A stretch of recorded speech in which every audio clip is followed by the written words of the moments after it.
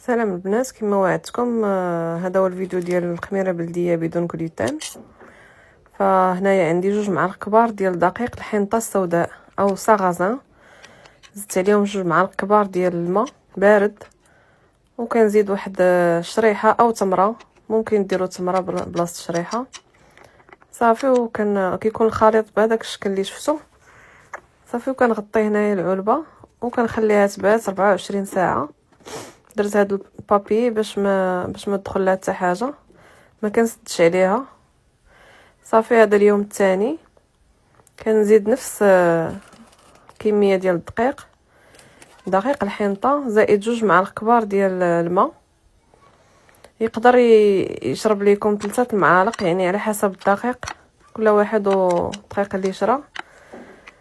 مهم انا كيهز ليا 2 معالق كبار ديال الماء صافي، وكنغطيها عاوتاني الى اليوم الثالث. فغنكرر هاد العمليه كل نهار. هنا اليوم الخامس، وهنا اليوم السابع عاد تفاعلت ليا وعاد تضاعف الحجم، يعني في النهار السادس راه زدتها الطحين والماء، والنهار السابع عاد تفاعلت ليا بهذه الطريقه هذه صافي. وكنكرر نفس العمليه ديال الدقيق والماء، دائما دقيق الحنطه والماء. وليت كندير الماء غير عيني ميزاني، لانه وليت عارفه كيفاش خص يكون الخليط صافي. غنخلطها وغنخليها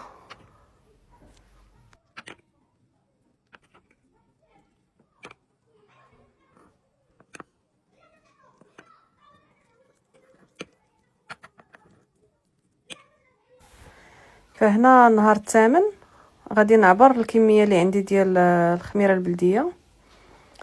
عطاتني 200 غرام، فغادي نوجدها باش نعجن بها الخبز.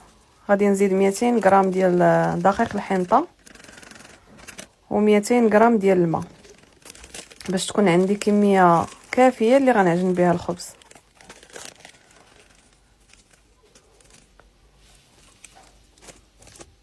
صافي غادي نزيد الماء، غادي نخلط، وغادي نزيد الراس ديال معلقه ديال العسل، عسل حر، باش ياكتيفي لنا عمليه التخمير، كينشط الخميره صافي. ونغطيها بواحد المنديل حتى لا غطليه.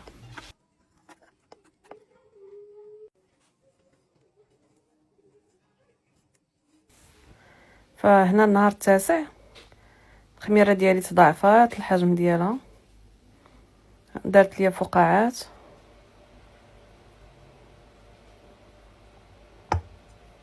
نشيطه كما كتشوفوا صافي. دابا جاهزه باش نعجن بها الخبز، وغنحط لكم فيديو ديال الخبز ان شاء الله. فما تنساونيش من المتابعه واللايك.